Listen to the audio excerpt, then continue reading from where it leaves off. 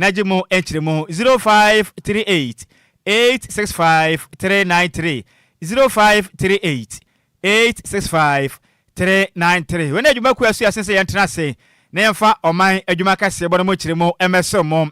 I can come for your sinkunya, Yahuna sent 10 1 Mebesin Kunya Beso Mono. Edia Majesua, I attack radical jokrum, Chabe with the Shikon in Nhyiraba Kwadwo Sammy B, Mahute Day, and a Hunsu Pene, Mene. Adwoa Agyei Sikapa. Ya dan ho ya ba ya de kase bono enchire mankasa ebesomo. DL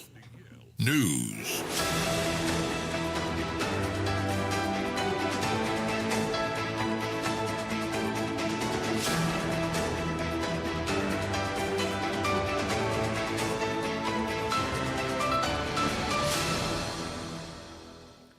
Ya mamo akwaba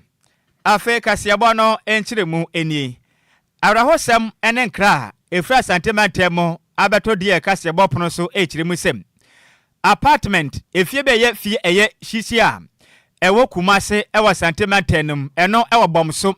eye blono baako a ewo ofoli krom bensenem ewo santimentemu enkra beto dwa echire muse eja atumato honom ema de hye no omaso ya ye hye no enya semkuma kra no dansini a ohu de sie nyinada ene de kase botwen kobo no ene wo chire musem eja ne hyase edifre single room ba ko pe emu ene tumi tretre na koba mu a ene ye compound house efitwa sesi a ewo hono no eja tumi atom ema ne nyinada atumi ahyese dwabe a mekese no adehye no entumi amfasa bi pimpo emfamfifiri honom na nkra no echire mu a eyade a mita bi ebofie honom ene brase yese ne jatom sende ten ne no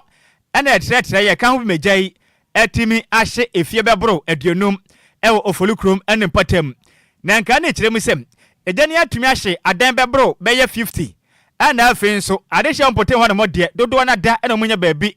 enfa mute enfa nto a ejapade ene sika ahye no enya semkuma kram na district fire commander edima ofolukrum DO2 Api Anthony ejemrandi yakase botwen komando wo chire mu sem womunya nkra no omo ye hapa kopie mu ekotum jane mo meka seye de omo kwa na se de amafo asisi da mpote ho no na eyade no mo ho akire papa enye babi mpo ngura na wonom adum jande na so meka se de nyakopa ya dum beja no womo atimi asa no ade nsem sei ade to de yakase bo enim me DO2 Api Anthony me na me district fire commander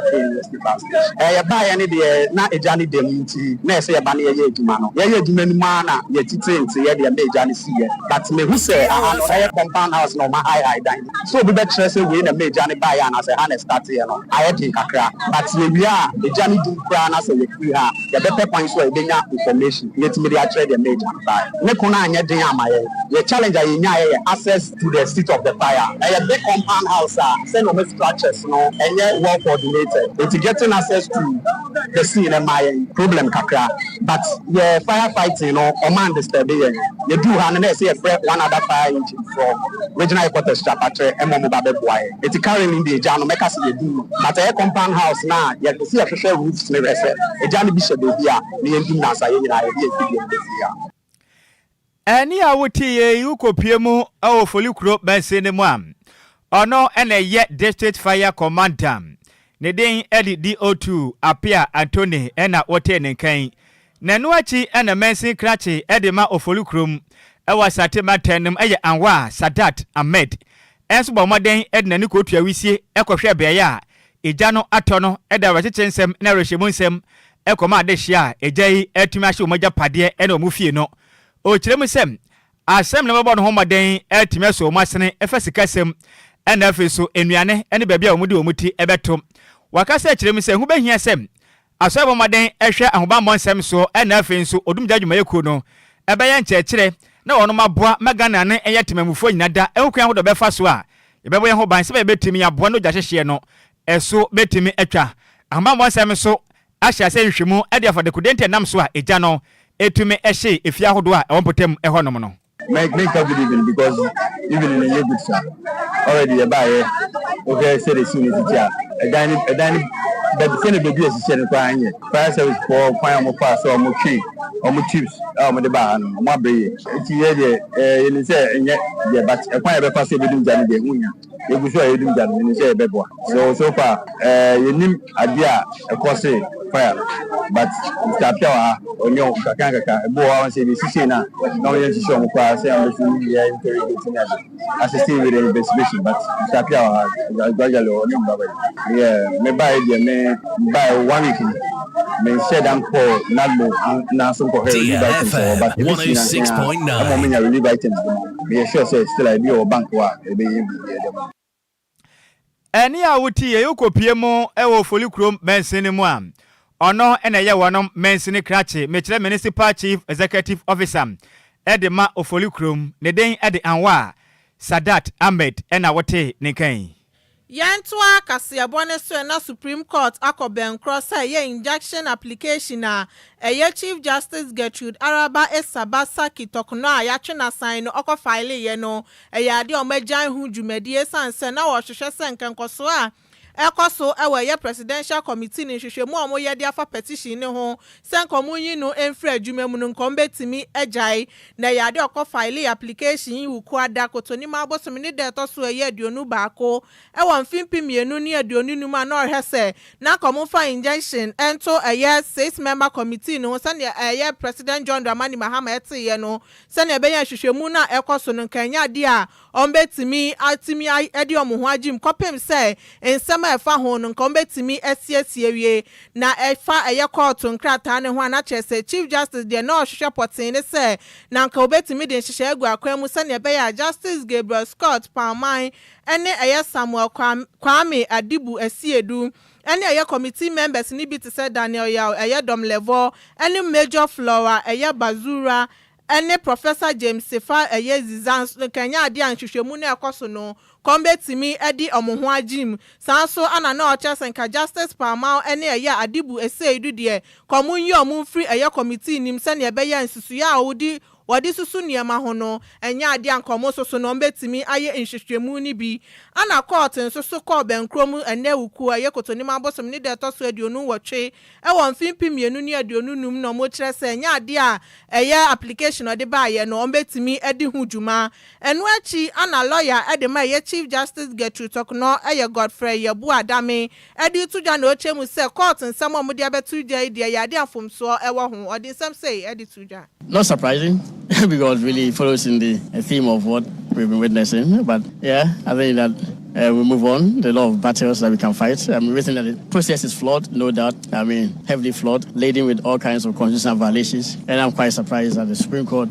will be more or less acceding to the perpetration of such violations against the highest judicial office holder. It's not about Justice Tokunu, as I keep saying. It's not about Justice Tokunu at all. The issues are far-reaching and they actually impinge on matters which affect the independence of Ghanaian judiciary, the security or tenure of judges and all. But if the Supreme Court, for whatever reason, does not seem to take that view, well, so be it. I think that in future, the whole nation will get to know the consequences of this. I'm not here to disclose to you my line of action or plans. But clearly, what we can say is that this is a procedure that should be deployed. There cannot be a situation where the Chief Justice cannot face an inquiry set up under Article 146 of the Constitution to determine some inquiries against some petitions against her. And she's not had notice of the specific charges in respect of which a prima facie case has been made, basis for such charges, and reasons why she's supposed to go through the inquiry. I mean, this is a basic right that is available to every citizen of the country. It's not an account of her being a Chief Justice or her requesting for the grant of higher rights than as are due ordinary citizens. It's asking for basic constitutional rights. The notice of charges that she's standing trial or she's supposed to respond to, the basis for saying that's the case for her to answer. And indeed, this is a very significant point. Eni ya uti ye eye Godfrey Yabu Adame on na ye lawyer Edema Chief Justice Gertrude eye Araba Esabasa kitokno. Yantu akasiabo no so ne yenjira mo ewa Ghana mampene. Berma oboada akache John Dramani Mahama. Eden sama tudwa echirem sem. Emra na obontoa epretume ebedi o man Ghana so bio. Ena okachira Ghana fo nyina sem. Na ni so adehuni so oba opeso oman yetu mpone na yekoye ni bompuntu mu. Na Ghana sikasem ekonkanti. O the 24-hour economy ba. Na dwumade awe na bebo pa ma Ghana adwuma ne ye nda. Ebi bekwa anopa, ebi bekwa awia na ebi so akwanadwo da suo ma chese krei. Sika beba emezika begu ni papono so momanya koye ne mu ye pam. na Ghana man panin John Dramani Mahama ne emana de hye bi edi nkita ho ana ono mo edi nkomo ewo Jubilee House o man panin atena ye eno oda nsema de akirem se esi amekese no 24 hour economy mpemfo atena se aya ho hyehyɛ nyina wi a bibia agura pono so a bibia ya krado pam Ghana man panin akirem a sa program na eba no eba beboa pa ma Ghana ne matumi akwanka o kirem se wono mate eye 24 hour economy secretariat ene ba beboa etime coordinate dwumade na rolling out ma dwumade no etime akwanka momen yesika sem akora ba kopie masibedwam masibedwefo be jatum aboma dwumade no akwankan momen yesika sem etime akora mi yepam Ghana man pani kirem se dwumade ni mo no ukopie mu ewoye votale eye voter lake ne so a wobomade aye ne kama emagese ne ehyemfre tumi akoso ye pese etu kwan de niam akwa mono ne efa honom na dwadie kwankan a ebekoye pam Ghana sika sem no etime akwankan ye pam Ghana man pani ka sem ene wo kirem sem anamoto a wotuo no enye se mprempren kuto ye die ne wo pene mom opese woboa ne mfidi dwuma etumi kora ne mo man Ghana no man dan kwa mabiada no Ghana ye simpunto nkwa so ne ye kwa ene yes ne kota ene ye ne ye kro no ye kiri futo oti do bia hu ye kiri kwa bio ene se ye kwa nim sam Ghana man pani John Dramani Mahama kirem sem 24 hour economy no depa no ebe ye Ghana agenkwa sikasem bekoye o man ye bekoye nim ebedu bebe ne agro processing bekwaso pharmaceuticals ebekwaso textiles ene antoma ye ne ho ne makaka ho bekwa nanim afis ne ma hodo a ye ensrahwe abefo kwadu madie bibia bekoye pa mo manye sikasem etimi akonkan ye pa Ghana man pani sim ye hwe nanim ne anum so ntwan wo pe enkonkopem kitawonsa bosoma edi ye ne yakopɔ ya ne du ho ne mo pe o magana nyina ye bete denne ne 24 hour economy no abama Ghana punto etim akoso Ghana man pene the same say etu dwane e Jubilee House. Water Lake Corridor is only part of the broader plan. The 24-hour economy program identifies priority value chains across all regions, and these include agro-processing, pharmaceuticals, textiles, light manufacturing, tourism, digital services, and the creative economy. Each one has specific bottlenecks, and the program outlines targeted solutions. On infrastructure, the Ghana Infrastructure Investment Fund will lead efforts to develop industrial parks, logistics hubs, and upgrade transport links. On financing, the Development Bank of Ghana and the Venture Capital Trust Fund will scale up value chain finance for SMEs, cooperatives, and agribusiness in priority sectors. On land, we will develop local land banks, zone, titled, and investment ready to reduce any delays and uncertainty to investors. On skills, the Aspire 24 sub-program of the 24-hour economy policy will be launched to train young people for shift-based work, digital roles, and entrepreneurship. And on incentives, we'll introduce tax reliefs on machinery and inputs, fast-track regulatory approvals, and export facilitation. The 24-hour economy program is not a top-down model. It is decentralized. Each district will establish its own 24-hour implementation task force, housed within the district and municipal assemblies, and aligned with our local economic development policy. This decentralized approach will allow each region to define and lead its path of industrial transformation based on its natural comparative advantages. Ladies and gentlemen, this is no longer just a vision, it is a structured, sequenced, and inclusive plan, and its implementation is beginning. I've authorized the 24-hour Secretariat to begin detailed program design and investment packaging. The draft program document will be released publicly on Tuesday for broader consultation, and I will invite you to help us finalize it. We'll officially launch the 24-hour Plus program in July this year, most probably on Ghana's Republic Day, which is a symbolic day for a bold new national agenda. Any awoti a Ghana man penin John Dramani Mahama. Yantoa Kasiabone so na Ghana National Association of Teachers ayenat for a 54th delegate conference ewa kwa ibibrem eye municipal assembly ewe prayer mantemu na bra ye dwumadie no ekoso na Eastern Regional Chairman Edema Eko no eye Patrick Boyson edi tudwa na ochemu se de nti omuti ikoye ya de omobomodin ahwe se ye omo members no ye tibia bi omu wom ewe dwumadi omu di nim no eye ade a ekonkan ye papa sanso ana ochemu yenat for ebomodia den hyehyɛ pegu akwam sane ebe ya kyerɛkyerɛfoɔ no so no ɔmoyiedie ebetimi akonkan sanso ana ɔkyerɛ so mo de welfare packages ebe ebetimi abo ɔmo members na ɔmo free schools ahodro nim no sane ebe ya ɔmo so members ni ye bibi ɔmo behu ɔmo sɛ dwumadi ɔmo di ɔmo free sa ekuo we mu na abro ne nsɛmtwerɛfoɔ kasa no ɔde nsɛm sei editudwa of the union is to promote the interests of members and to secure for them an attractive condition of service. And that is our basic mandate for our members. Comrades, it is the light of this that the union has put in a lot of measures, a lot of activities, a lot of programs to empower us, I would say both physically, emotionally, psychologically, and even sometimes spiritually. NAT is doing all that it can so that the welfare of the teacher can be better. It's the light of this that we have pioneered some welfare package, and I believe that as members of our various schools will go back and champion the cause of the union. DLFM 106.9 with the union's activities. This morning, I'm very glad to inform you that once again, the union has started something right, and it should be the collective interest of members. I'm talking about the Nat Provident Fund that in 1998. Enia uti ye Eastern Regional Chairman Edema Ghana National Association of Teachers Patrick Boyson. Enwechi ana Municipal Chief Executive Edema Kwa Ibibrem Municipal Assembly Emmanuel Kofinti tudwa na ochem se teachers for no ade omani mpunto de ediomani ye papa na mo hwese dwumade bi ombedi bia no efa emra kwan so ana ochem se aban de wahyaase ye pan to hwe anim se omo ka biewom ni betimi aye adwuma ye se ne ebe ya disua ho nsam so no ebetimi akoso ye ewo mpatam mu honom sanso na chechefo no munyai se mu ko school late sanso ana ye wade so betina fie wa bra ye school fo atedam mu etwen so ba bekyerɛ mo ade anti bomodin ase dwumade bi abedi bia no ade abeboa wo ene school fo no. We are all aware that we are the bedrock of development in the country. We should achieve a high sense of professionalism to achieve high standards. Sustainable development goals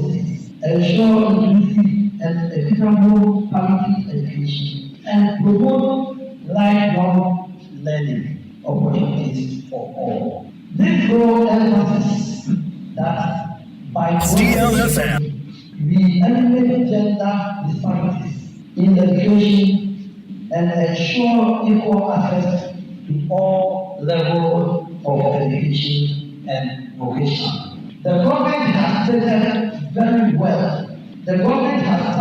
very well. And we hope we will all work together to improve our teaching and learning in our municipality. Lateness to school, absenteeism, negative attitude towards work, and deviating from the code of conduct of this noble profession of ours. Enia uti ye Municipal Chief Executive Edema Kwa Ibibrem Municipal Assembly Emmanuel Kofinti. Ne krakramu an education director Edema Kwa Ibibrem municipality no Emmanuel Siedumante esan se busumi ye me busumi ya na Ghana Education Service for nsusu no celebrate 50th anniversary into no bomode ade nsem to judge kyerɛ mu se nat for mu di dwuma ye papa na obo mabaso se omobua ama disua ho nsem ne ade kyerɛ nsusu na timi akoso ye ewo man ni mu sa na oche se akyerɛkyerɛ for no for how bebre mu na nso yade omagina mo na so so mbɛhwɛ na mofra so atimi agina baby pada achi bi. 3 million NAT has consistently advocated for the rights and welfare of teachers. Their roles in salary negotiations, career progression dialogues, and professional development has been crucial. Furthermore, NAT welfare initiatives, legal services, DLFM have added immense value to the teaching profession, complementing the efforts of the Ghana Education Service. In our journey over the past 5 decades, we have made important strides in teacher motivation, for structural development, curriculum reforms, and access to education. Many nations have seen the implementation of teacher incentives, school improvement support, and learning material provision. Yet, we must also face the reality of challenges that continue to impede progress. These include inadequate teaching resources, delay in processing promotions, staffing gaps, and logistical constraints. Despite these obstacles, DLFM continue to elevate an inspiring level of commitment and resilience.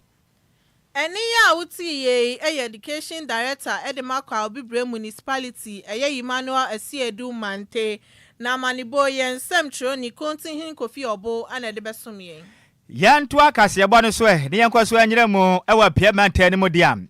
Na piemante mu diam nsem efiri ho ba no esini kure. Na ni nyina ne se make se besa ye bi ama ne ho mere so ewa piemante mu num. Achem ankase eho ne mu huru papa. Na ni nyina ne se galamse tu a ya ka ho asem aka kure mu ampenifo empem mu asabe. Wonom aboye mfitadu kui. Akofa nsempi ene de aba awachem ankase a ene ne wo etiwa is mensenem ewa piematenem na nka ne kiremu a adehya ho no mo esusu sem enipa bi a wonem nam kwati kwan so mekire illegal manners etu galamsem ewa adehya bi emfom asa wonom nsase asa wo mumfodie efe nso anya daje asa so magyapadie pi enu mpo achi no petasika bi ama compensation bi ama hwe kram na de hye kiremu sei saa na montu anipa bonfo bi tunu potem ho no no akwafa ho kire pa de abo mabra boso nyamenum de kure ni asaba no emu oya pa nanso mako ene binim kram na de hye wonom wo achem ankase omu ya akuafo yi kiremu sei omudwodi omudi watiwa east mensinim opie mantem nyamenum de kure ni illegal manners no ama masetremu ayehye omu ho akire papa no panipo oje mre ene ye nsem training akwasi ka kire yabo twetwe nkomo ne den ede Daniel ansa de do afan se chairman abeku okopie mu ewaya ankase eye Jadem Land Committee na ona da wono ma no o kire mu se sana moto na ekoso no sesi ameka se ni mpo akuafo yi illegal manners no etumtu hya omoso epapa omosum etietie bi ni ma se papa omosum opoteba no ma nyame anem ne kure ni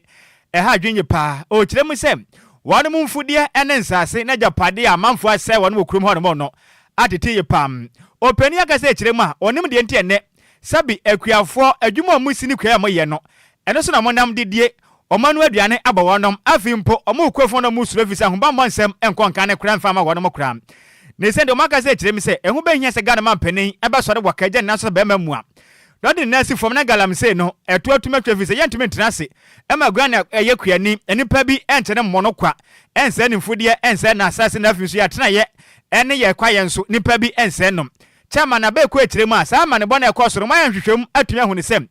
tensa no omususu se this year on potem ho no ede ma de so mokwa bibrem onimnyamfo NS Kofi ntim ne nsa hya service o waka esni bo se na bai na ba ne senti obi antumi nya ne hwe na de waka so obeye no ono na obeye chairman abedi nsem sei eto de ye kase gbanim yo wo hwe aduma ya galamse ya ekoso ya eye DC LS team ana yes a galamse oni ni nia jo ani dance mo ana yes aduma wo hwe bi to say eye owuraku eye chebi owuraku ono so aka wo ono so site na wo weti wo no ana owuraku omu tu sa ensase ya wo ankase de ni that is ya kono so several times so mo to amreko to omu kata so eye tiwa is DC eye LS team omu tu kwa omu kata so no day yaka no that's what kind of me abeku me am the langa and e tu za so asama ja DLFM why anybody go pen no better chance me abeku me site ni me site for ankase de me site for bia asama ja for me site bia eye NS eye DC on no site ahoro more than 8 what I say it is like me go to na DC and eye say money na press ya kwa na inso no highway no I'm not down that this in the to some now na self service certificate abeka to say den chewe wo so asia so because self service me certificate the got say den chewe wo so asia so mu because me am tell the whole gas did me am here time from teacher man the main share say who this who ba to your say now what jan work for outcome and the man be nya this no only me because self me am the party member DLFM 106.9.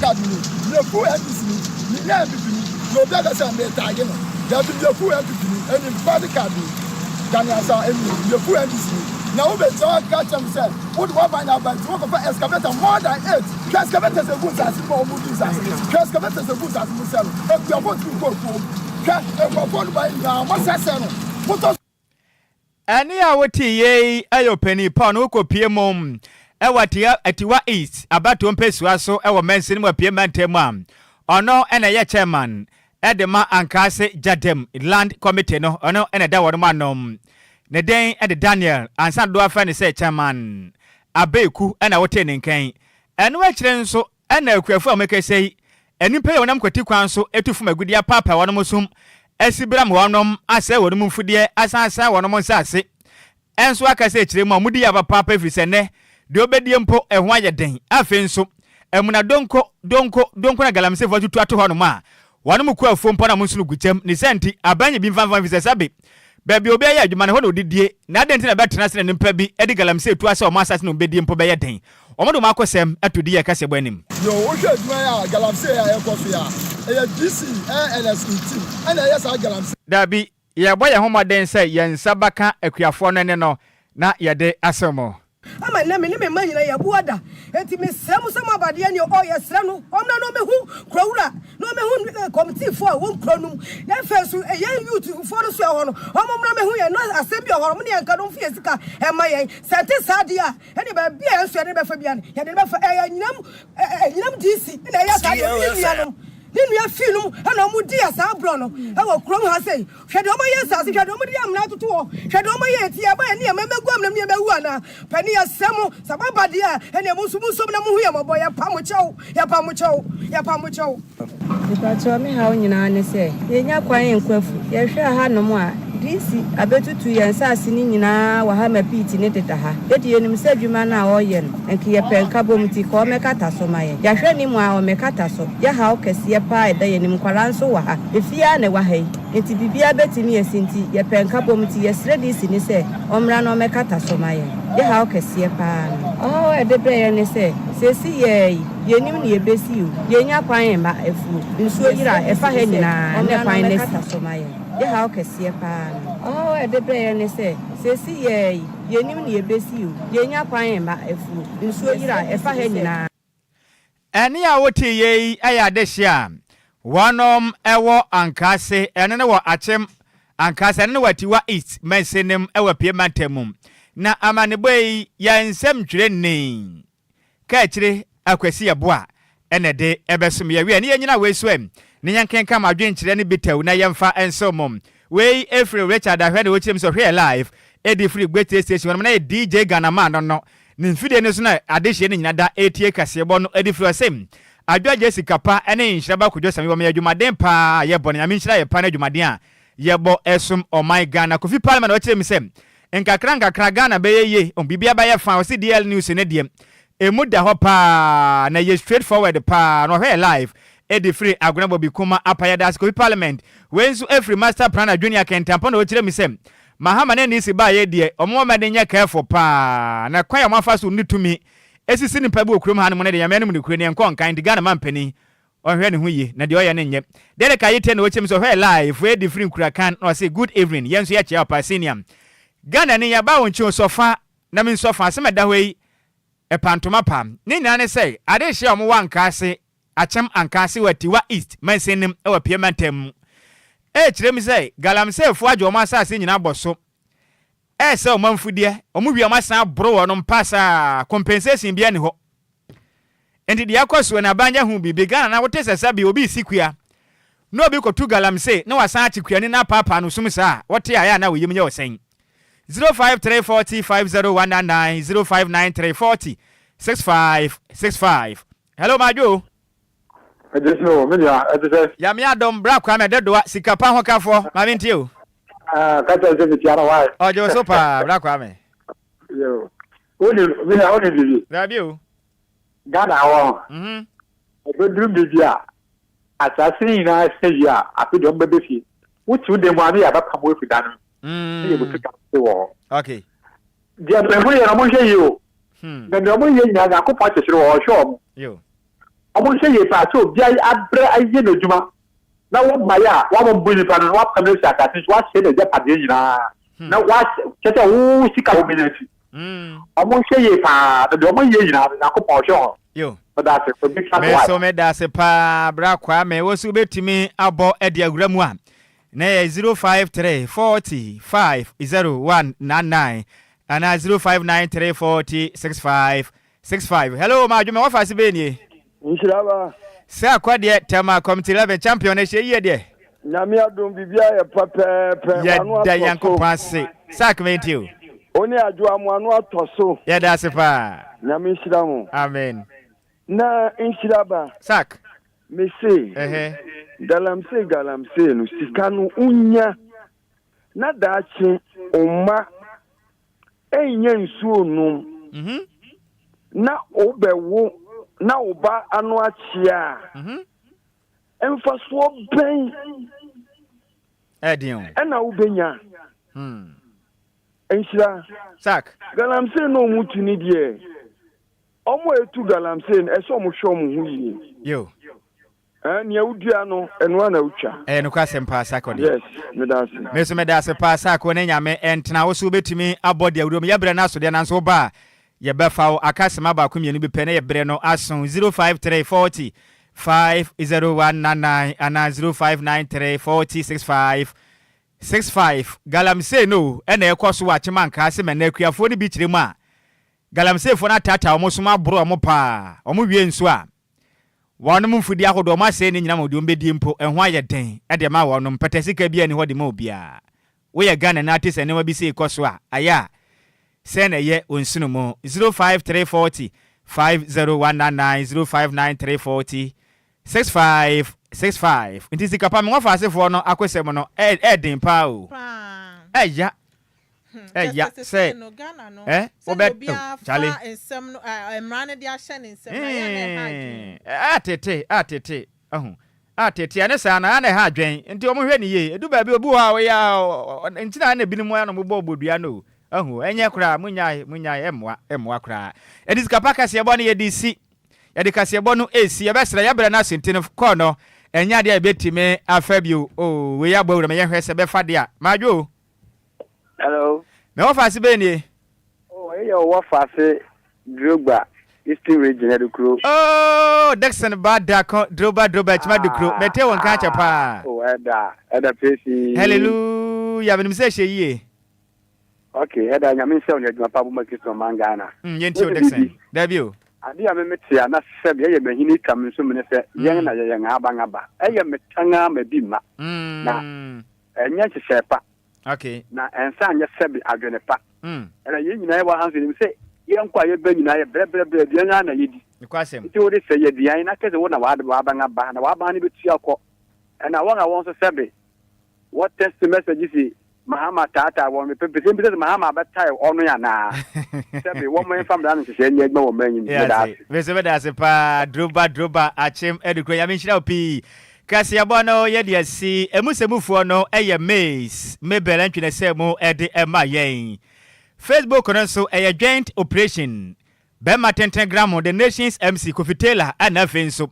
DJ Omalion Bema 10 gram we wini ahofa dwa no ene de kopi mu e Facebook no so senior technician on duty eye DJ Zigibi akenkan fo mieno ye sinkomia ye hwenetia center mu besuma ni mire no edi amageso eye takwadu kodwokrum twabe wode hye konkron Nhyiraba Kwadwo Sammy B ma hoteden ene ehun suo mpene mene Adwoa Agyei Sikapa ye kwei na Apakan GH etnase na ode DL Power Sport dwumedie no atoa so ede amao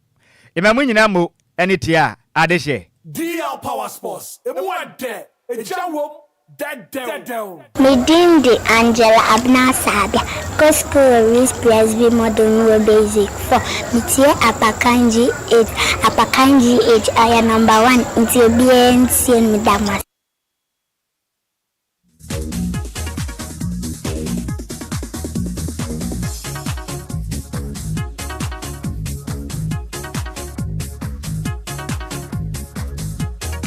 DL Power Sports emu ade ejawo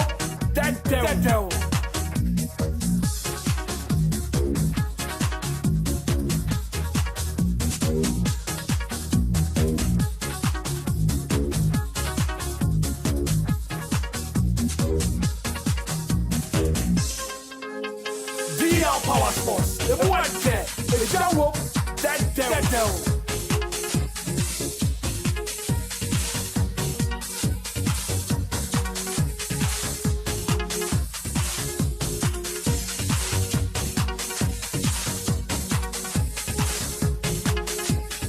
DL Power Sports. The one there. The Jawo. That devil.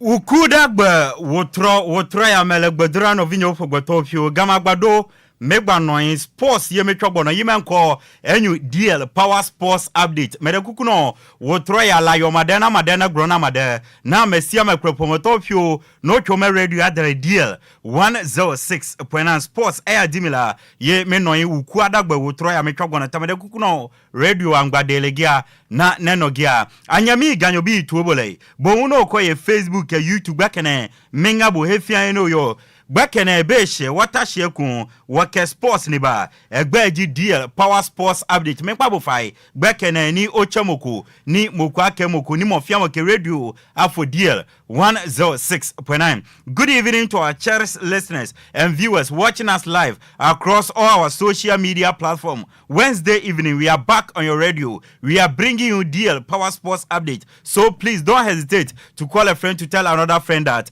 DL Power Sports update is airborne live. Ebusiama menyina we so na obuo amobraseni didie kwanso mema wadwo ama wakwaba na nwumre baby bia wo bia mrewedu se ene okuada nwumra gudie momrantie yesinkunya na gudie monsama wodo a yakwakopedi amasemu fo wagibre watenase wawu so asone so krogen entebani nyina wayefim ne akadi osiemodu otiefo editie sa wote ohwefo edihwe sa wohwe ena yen okafo nso no edikase ye kan yatenase a yede ebabesoma ya gudie monsama edi adencheche bumfumpa ne adanadane ewo Ghana bibrem eni broni cross ya turidin DL Power Sports update ebusia baby bia won nanwumre tami kuchu jigidem ya bon semane bede ya chechire ye besanimu ede egufam ede amao na yetenase anwumre bia se ya na unim se Lumba nsupada orma ena yede nsemane ba nti nanwumre baby bia wo bia kame won yamfa seda kese aseda chenchirenche no emfama Lumba nsupa na Lumba nsupa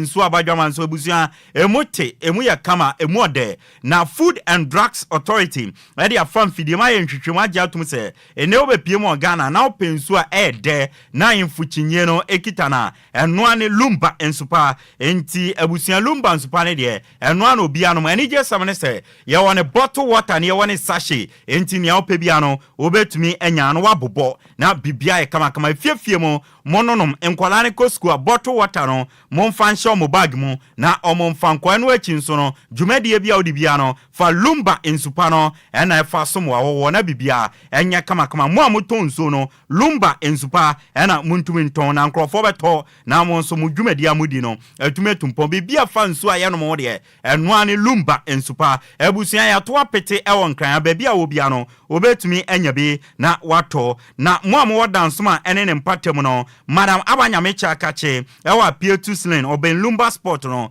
mo benya bi mo mfre no ewo 0557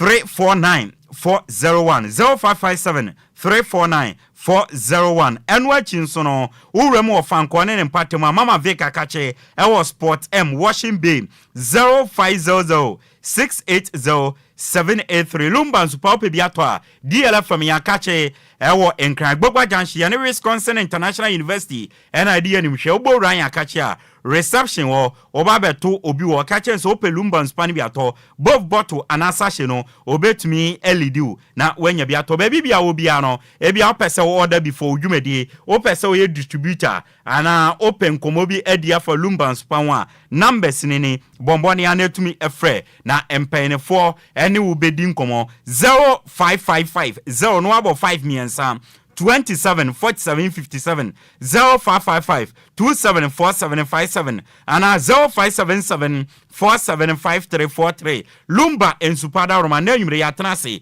DL Power Sports update yede eba besomo na kwame afum baby obia otaichire yede nsamno eba DJ Omarion Facebook and YouTube or the yan Adwoa DLFM 106.9 obetumi akọ no wa dwani dwumedie no na wa hwe bi kama me amedi dwumedie eba be down edi ameje so no eye ayensu ano de hye Apakan GH the Blizzard Kinebusia, Yentia Wim from Proper Quemiaba, Yebesi Famina Yatuja, Yadin Samono Eddie Asumo. Apakan GH, what the Nyansa de Wadiawo, we interview Wokasai, one brasi will radio much say, wo, we are pubbing with radio mampa, anti. Abusia yanka jangumane yantu jana nanyumre yamfa aguriyo nsamano amfa ensodia abusia yansha siamfa mfifie ewe yendie yewia ne yede broni cross odia no ede Adwoa sodia ma de yansha se amfa mfi Unity Cup 2025 upiem ewe Enquiries abroach memo ewo England eho ena etodwa na ye 4 nation friendly tournament ena guso ekoso na Trinidad and Tobago, Jamaica, Ghana and Nigeria na endra ena first semi-final game no etumi etodwa na game no ebawie no na the Reggae Boys of Jamaica etumi ache Trinidad and Tobago anani o meka pole miensa ema Trinidad and Tobago etumi atimu makuma no entimi no kase Jamaica fo no o metumi ebuki o mu ticket akwa kopiemo ewo finals a o mo twen the winner between Ghana and Nigeria no mo ne no abo final no no ma hwese wan ena ebetumi age afi no Unity Cup no edi esini nanso a enye asam ketwa na meno kase enche bia referee no ebebo na bemo na Ghana enso ne Nigeria yedi yengem no etumi ahyehyɛ so ewo JTech Community Stadium meno kase lineup a two teams no edebo akensie no etumi abetoja Ghana fam no otuado oko with 4-2-3-1 formation ena oko goalkeeper no once again Benjamin Asare na Benjamin Asare eda goal post mo obenya Kamadi Mamudu Razak Simpson Stephen Ambrosius ene Gideon Mensah ena ebo enimo ana echiro okomfinfu a obenya Abdul Salih Samed ene Aaron Essel both two pivot ena omanimo no Jordan Ayew Majid Ashmero ene Christopher Ba Entry omonso ena edenim ena afenso no Kwame Poku beye LED lines no edema Black Stars of Ghana enso wa yede enwonsem atowanim Lawrence Atizi Joseph Anan Ebereza Anan Karabi Yenchi Abu Francis Abdulaziz Isa Lawrence Ejekum Brandon Thomas Asante ene Muhammad Fuseni omo NLT bench edema Maya yefane Ghana okwa Nigeria fema 4-3-3 formation ena omo de ko game no na say ena etie obenya goalkeeper Nwabari ena Onyemachi ena Simon Agyei ena Ogbu ena Sodiq yes way ena wo defense wo ede ema Nigeria Wilfred Indidi Frank Onyeka ena Daniel omonso ena wo mfimfi wo ede mo ma ye friend Nigeria Abrante ye friend Sikuru ena Abrante friend Desires ena Samuel Chukwueze enso LED lines no edema Nigeria nti 4-3-3 formation ena coach Eric Chele ede ewo game no ma yade wonsam ede ama na game ya ekoso no ena empenifo pina edi nkomodi afon Yimano Ajimambedo former player edema Black Stars of Ghana yenidi di nkomo ena yebisane se ende no ohwa otuado ya ne call up no ne call up abe nsem bebrebe no se players bi a wafre from no omo nsem fata omo nya playing time afene jan no ne ade na ede no kan de faun eno se Ghana de anytime bia ye be ye call up no eba be ye dede eba be ye nsem obi a woni obeka won o se enya ne start ye tete ena start na we no enya ne ena to betwa enti call up bia beba bia no e say ye fane sa. Normally when it comes to the national team, yes, there will be a lot of hula balloons around. Obia when a favorite, Obia when a place on person of and I starting net. I bet the play no time. And I chama bedu the boo my Christian and I bet the piano. In I time a bedroom any HM and when no sort of white chama in chamda. So if the coach thinks this is the kind of players make a Unity Cup or London, I'm in a group with Nigeria, I'm sure I'm a co-fan as either Trinidad and Tobago and this games mean here only 4 or 5 weeks. Yimano Ajimambedu atwarin Samson yebisan say big boys no bebrena amba the likes of Thomas Tepate and Inaki Williams Antoine Semenyono amba na Ghana forces our boys way e be a selective games omo pen omo boden an kadia faun e no se anya sa se wo hwa big boys no omo bo games dodo ewe Europe omo bre esa omoje o ma homo ebinom nso wa ebra ehyehyehye omo ena ebinom nso tete Thomas Partey no omo contract issue a esa omo solve intima ya mawe meya asembia ne yehu se September no ye wo World Cup qualify games a esa yebo. Bruce has played more than 32 games. His legs is a bit tired. He needs rest because he will crucial World Cup matches there. Apart from that, the baby could see Kubus and now Kopia and National Oniwa and send a piece of substitute the man. Thomas outboy a lot of games or born number 6, no born number 2, no born number 3, no born number 8. Of course, apart from that, his contrast is question mark now. Do you need to go and rest kind of player in games like this, which is in as much important, you know? You risk a staff like that. Semenyo, we also. Ne krakra mu no ena yimano agimambedu echirima o si players na mwanya akwenya ene ebo a mo bo ewo Ghana League no Benjamin Asare Kamadi Mamudu ene the likes of Razak Simpson ene Kwame Poku aka Beye no o si ene mwanya akwenya mo bo games no monchire ne amubetuma ye ene ne local players ne betuma ye sana be ya going forward no say ye company say local players ne yam fredodo a ye begina so Unity Cup no kra no ye ma local players na kwenya no omo bobo ne ye enti the local players na mwanya amobo no monchire ne amubetuma ye. This is the time if given the chance they need to showcase again, give a lot of options for the local back home. Because send Koyobokuko, no chance, no showcase, no be but two and one. Nobody will talk about it. But Nyamin Fasama said Bibikosi na Ankokoya. How are you going to fight for 7 and 8? Until how we are injecting them, I'm okay with it. Yimano Ajimambedu a former player the Black Stars of Ghana and where to me at Kano. Mohamed Ahmed Poro a former player at the Black Stars of Ghana. Now Mohamed Ahmed Poro Echirema in the game na Ghana yen Nigeria bono a must win game at the moment in Ghana and say yen last 2 games ya bonyana ye really enti say ebe to matwa so ne yenya sa consistency nti and the game na yen Nigeria bono a must win for Ghana. Yes, we have to. Very important. And I know the American. These are opportunities. There's as an underdog, Obia,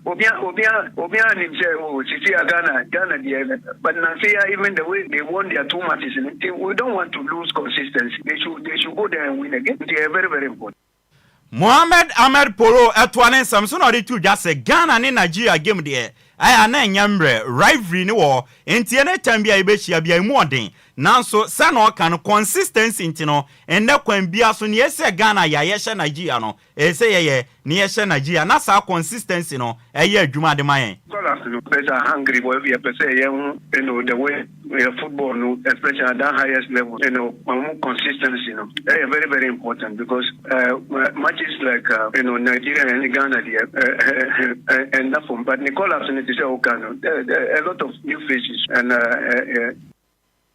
Mohamed Ahmed Poro a former player my Black Stars of Ghana and where to me at Tenenka Yenrem our Nations FC Akachomu coach Kasim Mengo Okansi na onim say Nations FC player Razak Simpson when ya call up to the Black Stars and they Ojirema Obobi and on yebisa Kasim Mengo Okansi say Abrantia Yefreno Ende no Razak Simpson oko Black Stars akache no ebe ha utim nana eno asida bi Razak Simpson ni oni wono ha boboku a ye freno Nations FC yesane sabrante no na omunim so mbetu kwan na obeka Black Stars no akọ enti waya onboabo abrante ni niwa na chidie problem bia emma omu obi obegina mo abone kama it's not going to affect it for about since we play against us last Monday was his first time of playing for we were playing without him. We knew he would travel, so we all adjusted ourselves to meet the situation. So we don't have a problem with his going. Na coach Kasim Mengo Okansi mayembisa wo wabrantia ye fani Fraser Chaweteno ne mwana ewosoro opetoskora ewo Ghana Premier League no na brantia no den akadia fa no no se nani agye e dia ma brantia sansa brantia no wa ye adwumaden na ohwe omo ne omo compete for toskora na ebinum ahye penalties insia enson nanso no ba ko pen wa hye ni goals no hye nyina no eye adwumaden eno ye eno de hye goals no enti nani agye e dia ma brantia fani Fraser Chawete say goals no eba. He has worked very hard and you share normal competing more share penalties by 6-7. Oh no, it's only one penalty from Abubashe. It goes in no effort on the share. Until you could see I was very, very happy for him, say, as long as he has find his feet, goal scoring feet. Ne krakra no ana coach Kasim Mengo Okansi echirema o se ono no oyusu young players pa na yebisa nse arrange no oyusu young players pa and o se ono no as a coach no potential or the develop young players e mo be stars enti so hwe na we young player no hu se ye coach na be ya no de wo abani team no wa start aye wo adwuma na we develop no wa be star enti from Bechem United sadia na waya ena ne ode be pie nation service a or yes sadia ne edi develop players in the omobe stars have the potential I can develop you to become a star enti me who say nipa no we is coachable I drag you in. We started working on the person. We then start giving him the platform. Now, first I say, Akachi All Stars. They were playing and whom the performance. And we see when you get him and you polish him, if he space anything, he can be a star. Kasim Mengo Okansi, a coach, the man nation subsea, and Waten and Kano. Mr. Kate Yes Okreku and a Ghana Football Association president. Na Kate Okreku echilemo ye nipa na dwuma oye no obetumi aka wansem ope kura obetumi dinatem obegye atumnemo no se obeka asema enye no kre ede egu no fi se oye kronfo we wieska ana waye bibibone de eno de onsoso so da na wa obeye sa de no obema mra anyway Eddie, especially in Central 4. Have the potential. I can develop you to do a critique of the work we do. I always say that we are human and therefore will not always have a straight line. What I do not like is when people go out of their way to defame. For me, that's not acceptable. Okay. If you insult me, okay. But if you defame me, I will not take it lightly, and I do not take it lightly. So if I'm not a thief and you're calling me a thief, then we'll have problems. But it's okay for people to do a critique of the work we are doing. That's very acceptable. We'll continue to work with the media. Kate Okreku say in Central for an idea. Obeko so ani o ma ya adwuma na mom no se o ka asem de fa no na nya no kro ye kronfo ye say dia masa court wo o de obeko akogina na mra no ene wo edi na nyame yadoma fiada wa Accra Sports Stadium ampa bega na Division 1 League Zone 1A no playoff no e baso na eye Techiman 11 Wonders ene boboku a ye fe no RTU Real Tamale United ena edibebweni na Nuruddin Sham Una Muhammad and a Real Tamale United, omo assistant coach. Or see oma ready, oma prepare for game ebaso fiada against Techima 11 Wonders. No season initial no and omo can se kwembia so isa RTU ever back to Ghana Premier League. No say omo bobre any Ghana Premier League no and ye Division 1 League no. Into omo de oma ready, nyami adoma fiada kwembia so omo wini against Bobokua ye friend Techiman 11 Wonders.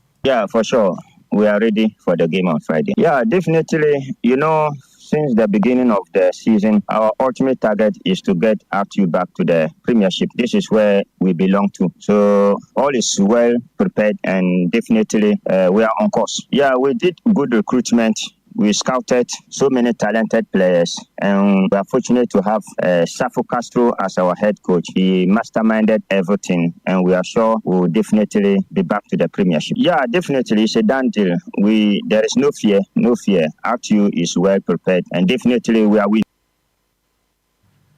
Nuruddin Shamuna Muhammad and RTU assistant coach ahead of a gamer Fiada Omone Bobo Kwefen Techiman 11 Wonders Bebono Wakasa David Nhyiraba Techiman 11 Wonders omu coach or say RTU team no onimo mokrachi omu coach I friend Safo Castro enti onimukwan obefa so a stop you omu nyame adoma Fiada enti ankasa bebre Fiada omo Techima 11 Wonders omo wini against RTU a qualify edi about Ghana Premier League no you can stop them from winning the game in the first half. If you have some attack, is it Wisdom or is it Babalamu or who? I know them, and yes, but we have more fierce attack. I know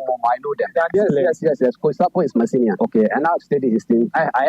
watch them live, watch their videos. Okay, so I have a clear strategy on how to stop them. Okay, and I know the strength of the attackers compared to my attackers. I know the strength of them. Okay, and their weakness, everything I know. So I know that yes, with all due respect to my senior and R2, but this game is really going to be done for them for fire.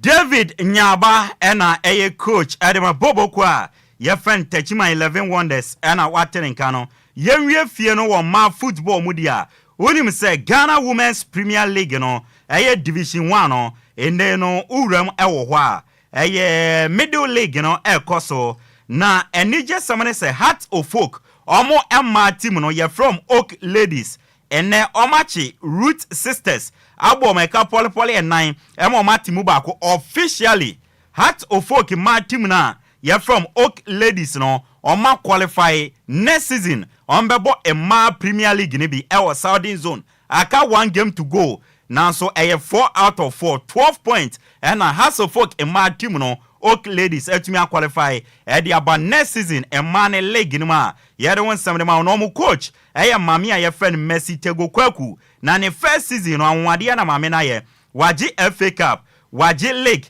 and afen so de omo qualify de aba ma no omo league no next season a ye de awonsam de asomo na mami Messi Tego Kwaku wakasa o se nani agiye pa se ene no o de House of Folk ma no qualify de aba league no next season na asidani nyina no o de bema twedi ampo nyankopon ena ka mo a o ma tumi achieve sade we. I'm so excited. First of all, I want to thank God for this wonderful favor he's giving us. It is not by our might. It is just by God's grace. And we appreciate God for this wonderful exhibition of talent that my girls showed.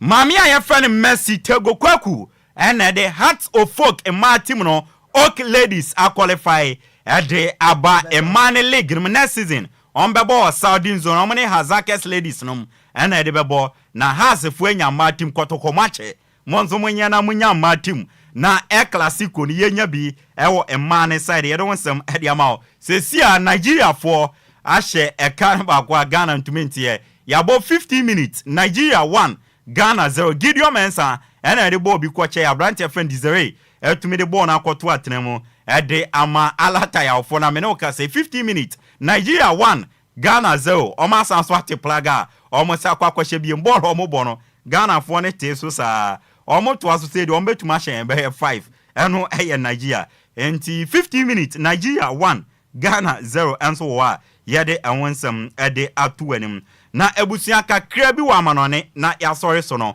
UEFA Europa League ana Conference League. UEFA Conference League uremo ewo Poland Rockcross Stadium eho ena game no ekoso na Real Betis ene Chelsea ena ede aboani yesi aka ne sima enan obia enhye Chelsea nhye sanso ena Real Betis enhye na wo bewi no na fi UEFA Conference League no wetumi age ede asiwu nanso a yede ehonsam de ma Chelsea na age ana Real Betis na age Chelsea etumeji Europa League number be first team ewo Europa o metumaji all UEFA club competitions ye don some edema on ye be piem bia na ochna ye ba ye don some edema na Manchester United for no bi nim se sebe duabo se ye nomi o se ye den Manchester United ewo Asia na omo bo post season tour games na Asian All Stars achima you ene abo mekaba ko mentumante na mayu asasa amane Asian All Stars great to me shoma say eduabo say no mi obi enim ne ha mayu fo na yede enwonsam enso ede ato anim na Arsenal kache no Abrantia friend Martin Zubimendi official oba no wabebo ede amabobo kwa ye friend Arsenal from Bobo kwa friend Real Betis Thomas Tepote Arsenal ede contract extension proposal ede akoto na anim nkomo twetwen eguso a ekoso na momo no Jorginho de obefi Bobo kwa friend Arsenal no de nani akyem Flamingo ewo Brazil akobon bo Arsenal kache ne afioba na yede asom ewo dwumadie ne so na uram ewo boboku a ye fen Manchester City akache a ne ametene so mpeso mo sign mrantie mienu yi edi ebom Ryan Sheki eye France ni a Olympic Lyon ye Ringer on peso mo fano na Tijani Reinders enso eye Holland for on midfielder or AC Milan on so omo peso mo fana yere enwonsem edema na we no eye official Barcelona are extended Lamine Yamal ne contract 6 years until June 2031 and Barcelona officially no I extended Abranti FN Lamine Yamal ne contract next season jersey number 10 Lamine Yamal ne beche ede amabobo kwa ye friend Barcelona for no Asia English striker friend Marcus Rashford ne pen for ni na didim komo se omo person mo sane no from boboku a ye friend Manchester United Marcus Rashford no ono so nani abre se obeko boboku a ye friend Barcelona nkomo twetwe no egusu ekoso ne ye bepiem bia no ye de bema unim se Real Madrid junior team no ye friend Casillas ene no Raul Eja team no ko so nkochi biem me no ka se officially Oma appoint former player IFN Alvaro Abaloa say ono no ye new coach and from Real Madrid junior team na ye friend Castilla ni amidi to mesrebo no Thierry Henry or ye Arsenal ne France legend or see wiase nyina say oka the most complete striker and yo bia say Uruguay for striker na ye friend Julian Alvarez obo Edema Atletico Madrid no or see ohun complete striker bia or chain da Go Nigeria 2 Ghana 0 90 minutes Nigeria 2 Ghana 0 Niakika kwedie seme kan wansha ombeshe Ghana be 5 echire wa ya mereburuta enti Nigeria 2 Ghana 0 enso so ewo honom enti Ghana echire wa ya mereburuta Nigeria for ne yero mo a first of all betumi a hye be 5 enti abusia yemfa ensi na yenko na bibia enya kama asida kese enko emfama DJ Omarion se odi yenko Facebook any YouTube ema yetumi ede ensem no enso ebeso mi amede ensem no ede bae no edi ameje so no ayenso ano de hye Apakan GH de Blazekin ebusia ye de asie ko chena yebehia